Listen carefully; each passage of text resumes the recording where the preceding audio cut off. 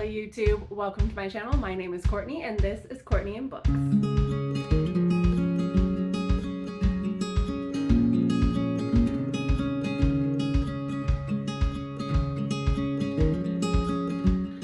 What makes you DNF a book? There are a lot of things that make me DNF a book. Usually it's the kind of writing, maybe it's the editing, maybe I just can't fall in love with the characters, maybe in the first five pages I couldn't get hooked. Today I am talking about 5 instances where a book almost made me DNF, and I'm going to be keeping the books anonymous and I'm going to be setting up some scenes for you and we'll see what you guys think about them. Like I said, I DNF books for a lot of different reasons. It could be as simple as not grabbing me in the first 5 pages. It could be also as simple as me not feeling like I want to read fantasy and I want to read sci-fi, or I want to read contemporary romance and I was trying to force myself to read something else and I just got sick of it and didn't want to read it. Usually I put it aside to read later and then sometimes I forget about it and it turns up in my DNF pile. But DNFing a book there's a lot of different reasons why I do it. There have been times where I have angrily DNF'd a book and I have just thrown it out and said I'm never touching it again. I'm not one of those people that can force myself to read something I don't want to read. There are a lot of booktubers out there who, you know, will say I read 3 of the worst rated romance books ever and this is what I thought about them, and I just can't be one of those booktubers because I can't even sit through an audiobook of a book like that. If I don't like it, I am not going to waste my time reading it. One of my toxic traits is that I have to be doing like 3 or 4 things at once. If I'm watching a movie, I also have to be writing or painting or making something. If I am making something, I also have to be listening to an audiobook or listening to like even just listening to music really doesn't stimulate me enough. It's usually like 3 or 4 things that I have to be, you know, things have to be happening around me for me to get stuff done and for me to be productive. So if I am reading a book, because a lot of times when I'm reading a book, I can't focus on anything but that book, which is why I like audiobooks. But because I'm only focusing on that book, obviously if it feels like a waste of time, I will throw it away. Not figuratively, I will throw it away. I will not actually throw it away, that's a sin. For all the people out there that don't know what DNFing a book means, DNF means did not finish, and that is just sort of like something that readers say when they could not finish a book, and it doesn't always have to be for a really bad reason. It could just be because we don't vibe with the book. I know there are a lot of reviews out there that say this could have been a good book, but it just wasn't grabbing me. And so DNFing doesn't always mean a bad thing. Let's get started on 5 books that almost made me DNF. And again, I'm keeping these books anonymous, but I am going to set up these scenes for you and see what you guys think. All right, we have the first book. We're in college and we have 2 step siblings. So right off the bat, this is very taboo. This is a step sibling romance, bully romance. I believe I was looking for this, or I found this book when I was looking for bully romance books. We have 2 college students. We have a girl whose name is undisclosed, and a boy. And this boy has been bullying this girl. See, these 2 people are together because their parents got married. This girl's father is dead. And so she married the father of this boy. They are going to college, I think, I hope, because I really don't read bully romance unless it's in college, because I just don't, I can't read about high schoolers going through stuff that's that dramatic and X-rated. But anyways, so we're in college and this guy has been picking on his stepsister for some time. She thinks that he hates her. He's been making her life a living hell, but she also sort of has a crush on him because he is not adorable, he is sexy and he is handsome and he is a bad boy. Now they are in the same college. Our girl wants to go into law, so she wants to be some sort of a lawyer. Turns out boy's father, who is now married to her mother, is also a lawyer. And so she wants to get some sort of an internship with him, and this boy does not want her doing that because underneath his bullying and his tormenting and his making her life a living hell and threatening her, he cares about her so much.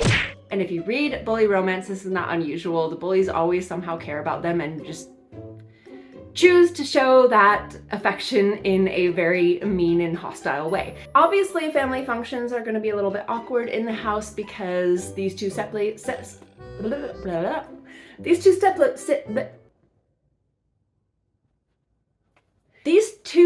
siblings have feelings for each other that they are not willing to come to terms with quite yet. This boy is dead set on taking her virginity because she is just such a good girl and he wants to corrupt her, and also he wants to be the one because he somehow is madly in love with her even though he makes her life a living hell. Cut to this girl not knowing where to turn because she has just such a dramatic life and she's so torn between these feelings for him, these feelings about her mother being with his father. The father is getting himself into some hot water with her and some drama going on there. She runs to the cemetery one night and she is spending time with her father's headstone, her dead father. Bully boy, aka stepbrother, follows her. They have a little bit of a discussion, a little bit of conversation. They sort of clear things up in a sense. And next thing you know, he's bending her over her father's headstone, doing the deed, while saying, "I'm your daddy now." Yes, this almost made me DNF the book. Almost. I did finish the book and I did like a lot of aspects of it. For a bully romance, it was a good read. It had the things that I wanted. It had the bully, it had the bad boy, it had the good girl dynamic, it had the step siblings sort of taboo aspect that I actually greatly enjoy. But I could have done without that scene. See, in order for me to finish this book, I actually kind of had to cut that scene out of my brain and kind of erase it and make it not happen. Because there was a really, really sexy scene earlier on in the book where he is actually chasing her through a maze and says, "If I win, I get to take your virginity." Describing these books actually makes them not sound as good as I thought they were, so I'm gonna stop. But anyways, that whole scene right there was it was borderline for me. And honestly, I can get past the headstone, the graveyard, all of this like corrupting the good girl type of stuff. I actually love that a lot of the times. But why did he have to say, "I'm your daddy now," in a graveyard while he was boning her over her father's headstone? Can you not? Can we go somewhere else? Can we go to your car even? Or, you know, it's fine. Just don't say that. Like, what the The next book that I have for you is a little bit less weird in terms of almost making me DNF. The first instance that I talked about, I actually did consider putting the book down and never picking it up again because it was just so cringe for me.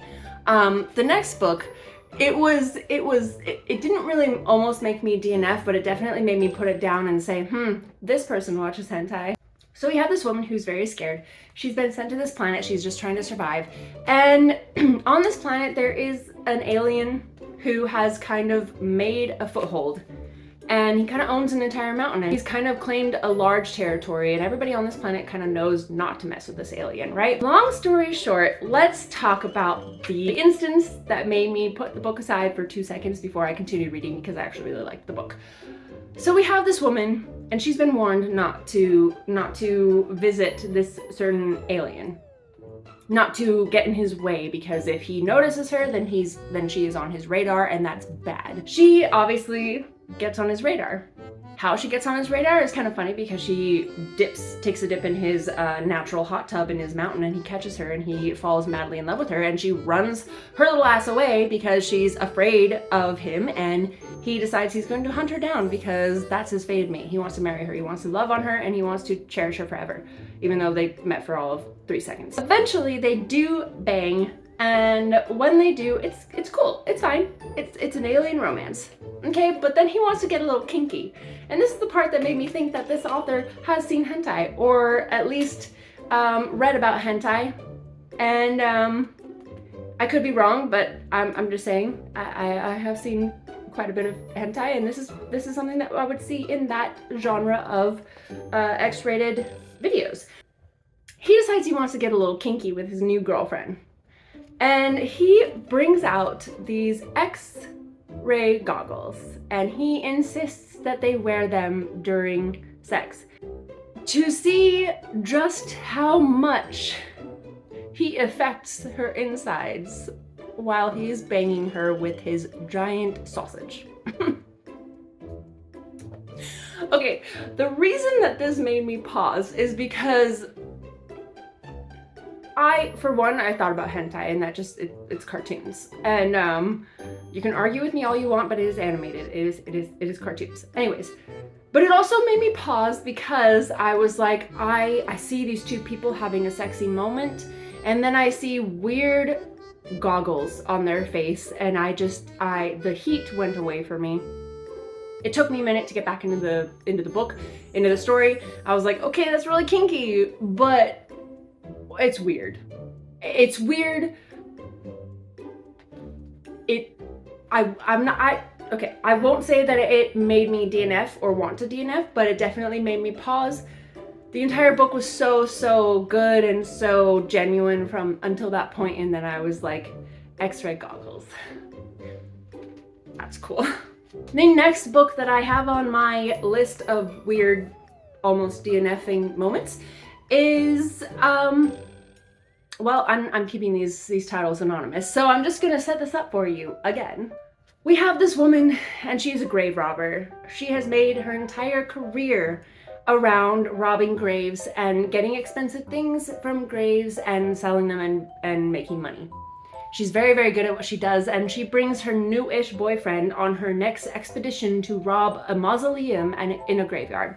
The woman whose grave she is robbing it's just filled with treasures, and she thinks she's hit the jackpot. But the problem is that this woman that is buried there has been cursed by Death himself. And so in robbing her grave, she has robbed something that belongs to Death, that he covets and that he feels is very important. And so Death comes after her. He's this big skeleton-y creature, and he comes out, rips her new boyfriend to shreds, and says, now you're mine. I mean, you've just inherited the curse that this woman had set upon her because you robbed her grave. And so this woman is taken to Death's lair. And it's just this big giant castle. The build-up, everything was great. I loved this book up until a bedroom moment where these two are, this man, or this Death, disguises himself as something more physical, something more tangible, something that she can relate to other than, you know, a big tower of bones with a skull for a face. And these two get intimate, okay? And I guess it's hard to remember, but I guess he is drinking out of a bottle. In their intimacy, he decides to her with the bottle. It's all fine and dandy. Like, I've read so many things that just, you know, strange things are going in strange places. But it is the point after the fact, when now the bottle in question is filled with a certain fluid that is created during certain acts between people. Anyways, I believe it was meant to be sexy, but for somebody, at least for me, it was not, because the way that he drinks what is now inhabiting the once empty bottle that he was doing the deed with. I put this book down for a good 2.5 weeks before I picked it up again, because there are certain things that I just find icky, and that was very icky to me. Even thinking about it, like, you can read whatever you want, you can love whatever you want, and I will never, ever judge you. I don't care. I love that people read different things, and I love that people write different things, because there are so many people out there with different views and different likes and dislikes when it comes to reading smut. I could not.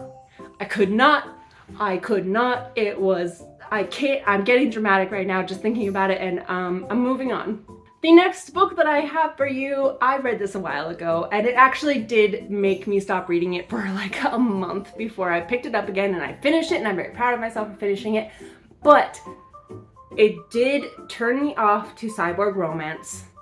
I've tried a lot of cyborg romance books. I have tried a lot. I thought that I would love them because I love alien romance so much. And, you know, you would think that sci-fi and sci-fi go well with each other. And, you know, if I like alien romance and spaceships and space and technology and futuristic stuff, that I would like cyborgs. But I just don't. I don't think I've picked up a cyborg romance that I have thought was good, like sexy. I think there is something gross about every single cyborg romance that I have picked up. I have to reiterate that if you read cyborg romance and you love cyborg romance, I am so happy for you. And I hope you enjoy it as much as I enjoy some of the weird shit that I read, but I cannot. And this is one of the reasons. This is one of the books that turned me off to cyborg romance. And if you love cyborg romance and you have some good recommendations, put them in the comments below. If it is by Lauren Donner, please don't put that in the comments. I've already decided that I don't really care for her writing style, and if you do, that's fine. I'm sure she's a great person, I just can't read her books. Anything else, any other cyborg romance books, please put them in the comments. I am willing to keep trying, but I've just not found something that I like at all. Moving on. I don't remember this book very well, but I do remember this instance because, again, it was the instance that made me stop reading this book for quite a while. And we have, I believe they're on a ship of some kind. This cyborg is a shapeshifter, and I believe he shapeshifts into a shark, like a cyborg shark. And he has the hots for this woman, and he has it bad. And he has it so bad that at some point he visits her bunk on the ship. And I believe it's a ship, like a floating ship, not like a spaceship, like a water ship. That sounded weird to say, but anyway, so he goes searching for her, and he finds her room, and he finds her bedding, and he smells her all over her bedding. Obviously, why wouldn't you smell her all over her bedding? It's where she sleeps. And he decides that his need is so great that he needs to relieve himself, which is not uncommon in romance books. It happens all the time. Like, go ahead and relieve yourself. We get it. He relieves himself. He gets so intensely into it that he, with his sharky, cyborgy, shapeshifty teeth, rips into her pillow, and there are just feathers flying everywhere. Which is kind of funny that there are still feather pillows in the future with a bunch of cyborgs, because our technology would be so ahead of its time. I feel like there wouldn't be feathers. But anyways, that is off topic. There are feathers everywhere. He's just ripped into her pillow with his sharp cyborg shark teeth. And wouldn't be so bad. Like, you know, although I have to admit that when I read Twilight and they actually did the deed and he ripped into the pillow, I almost died laughing. And that was in my teenage years when I super had a crush on Edward Cullen. But when he ripped into the pillow, I was like, that's embarrassing. The same thing happened here, except it is not a vampire. It is a shark shifting cyborg, and he rips into the pillow because he is having such an intense release, and he is thinking so much about this woman that he just has extreme hots for. And whatever, have your private moment, but she walks in on him, ripping through her pillow, jerking himself off, and I think it was what is it called? Secondhand embarrassment that made me put this book down and not pick it up for quite a while. And then I eventually did finish it, like I said. But the embarrassment I felt for him just made me need to put the book down. And yeah, so cringe is a thing. If you embarrass him too hard or her too hard and it makes me feel embarrassed, I have to take a break. The last book on this list, and this is actually a simple one, and I was having issues with this book from the beginning only because I wasn't really vibing with the characters, but this is the part that made me almost DNF. It is another alien romance, and it has to do with a bunch of like sort of space mercenaries, right? This ship full of sexy alien men who are sent on a mission to rescue a bunch of women who have been kidnapped. They're kind of reluctant, they don't want to do it. And one in particular, obviously our main character, really doesn't want to do it. He thinks it's a waste of time, ends up rescuing these people, finds he has a huge crush on one of the women that he rescues. The story is very simple. It's them kind of building a relationship while, you know, these women are now on this alien ship, and they start to build a relationship, and then the sex happens, right? And I am very used to, because I read so much alien romance, I'm very used to the dong looking different. You know, it's one of the kinks that I think a lot of alien romance readers have, is when the member looks different than it would on a man. You know, it has separate, or it has perks. You know, sometimes it vibrates. Sometimes the stuff makes. There are different things that make women feel cooler, or anyways. So I'm used to it, and alien romance readers are always used to it, and so I was expecting it. But this when they do the thing and she finally sees his alien equipment, it's a corkscrew. And I don't know why that weirded me out so much, because I'm so used to seeing or hearing about different ways that their equipment looks. I don't know why it freaked me out so much, but I was like, corkscrew? And then she describes it feeling so good, and I'm like, no! A corkscrew would not feel good, because a corkscrew is designed to twist. That is the purpose of the spirals, right?